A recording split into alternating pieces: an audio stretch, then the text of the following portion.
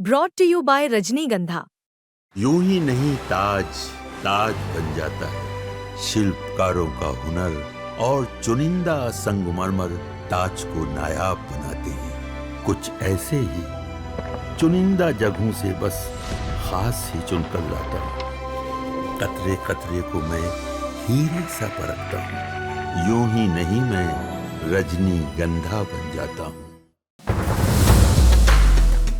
बिहार में राहुल गांधी की वोटर अधिकार यात्रा कांग्रेस के लिए एक तरीके से संजीवनी का काम कर गई है। वो इसलिए क्योंकि कांग्रेस अब बेहतर स्थिति में है कि वो अपने सहयोगी दल के साथ बिहार विधानसभा चुनाव में सीटों की बार्गेनिंग कर सके। फ्रंट सीट पर राहुल गांधी ने पूरे बिहार का दौरा क्या किया, उससे ये मैसेज तो साफ चला गया है आरजेडी और दूसरे सहयोगी दलों को कि कांग्रेस इस बार के बिहार विधानसभा चुनाव में कोई कोताही नहीं बरतेगी।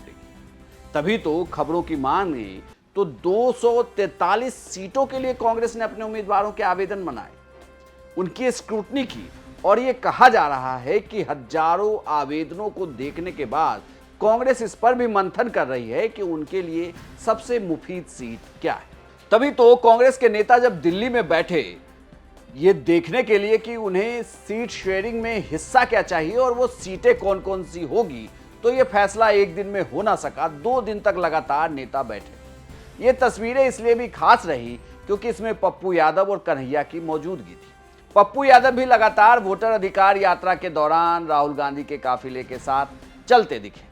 वहीं कन्हैया कुमार इससे पहले बिहार में यात्रा कर चुके थे और अब जब राहुल गांधी गए तो वो भी लगातार यात्रा में साथ दे रहे थे। ये कहा जा रहा है कि कांग्रेस ने जिस तरीके से पिछली बार 70 सीटों पर चुनाव लड़ा था, इस बार वो सीटों पर कॉम्प्रोमाइज तो कर लेंगे, लेकिन वो सिर्फ ये होगा कि उसमें से इतनी ही सीटें हटेंगी जो मुकेश सहनी की पार्टी और लेफ्ट की सीटों को दी जाएगी। इसलिए क्योंकि मुकेश सहनी की वीआईपी पार्टी इस बार महागठबंधन का हिस्सा है। वहीं पशुपति पारस की पार्टी भी महागठबंधन का हिस्सा हुई है और साथ में जेएम।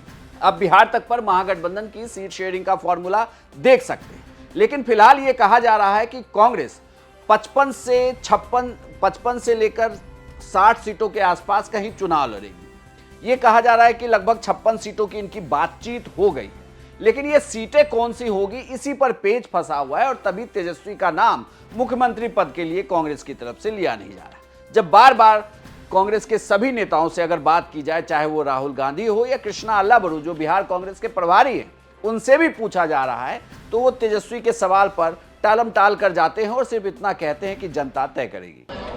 मुख्यमंत्री चेहरा बिहार का है और बिहार की जनता तय करेगी। आप रुक के देखिए, आप हड़बड़ी की में क्यों हैं? चिंता मत करिए, सब कुछ ठीक चल रहा है। सीट शेयरिंग पे बातचीत अच्छी तरह चल रही है और हर बैठक में ज़्यादा से ज़्यादा सीट क्लियर करने का प्रयास हो रहा है। हम संतुष्ट हैं और मुझे लगता है कि आने वाले दिनों में इस पर अच्छी प्रोग्रेस दिखेगी। कोई भी गठबंधन हो, किसी भी प्रदेश में हो, किसी भी देश में हो, अगर नए अलायंस पार्टनर्स जुड़ेंगे तो जो मौजूदा पार्टनर्स हैं उनको थोड़ा थोड़ा तो सैक्रिफाइस करना ही पड़ेगा। तो ये सिर्फ हमारी गठबंधन का धर्म नहीं है, हर गठबंधन का धर्म है। तेजस्वी से इतर अगर बात की जाए तो कांग्रेस के लिए मुश्किल यहीं पर फंसी है कि वो 56 सीटें होंगी कौन सी, क्योंकि पिछली बार जो 70 सीटें दी गई उसमें से 45 सीटें ऐसी थी जिस पर एनडीए का मजबूत कब्जा था। अब एनडीए के कब्जे के सामने कांग्रेस वहां पर चुनाव हारती है। इस बार यह साफ कर दिया गया है कि जो 19 विधायक कांग्रेस के जीते हुए हैं वो सीट तो कांग्रेस जरूर लड़ेगी, यानी कि सिटिंग विधायकों में वाली सीट पर कांग्रेस अपने उम्मीदवार को उतारनी जा रही है। बल्कि यह भी कहा जा रहा है कि कांग्रेस के बहुत कम ही ऐसे उम्मीदवार हैं जिनका टिकट कट जाएगा। उनकी संख्या 3 से 5 के लिए कही जा रही है कि ऐसे 3 से 5 विधायक सिटिंग हो सकते हैं जिनका टिकट इस बार कांग्रेस काट देगी। लेकिन वहीं दूसरी ओर यह भी कहा जा रहा है कि जो 45 सीटें ऐसी थी उन 45 सीटों को कांग्रेस छोड़ना चाहती है और कांग्रेस का यह कहना है कि आखिर वो सीटें सिर्फ कांग्रेस ही क्यों पार्टी लड़े, बल्कि दूसरे घटक दलों के बीच इन सीटों को बांटा जाए और वो सीट कांग्रेस को दिया जाए जहां एमवाई समीकरण के साथ साथ दलित फैक्टर काम करता हो उन सीटों को कांग्रेस को दिया जाए जिस पर उनकी जीत सुनिश्चित हो जाए।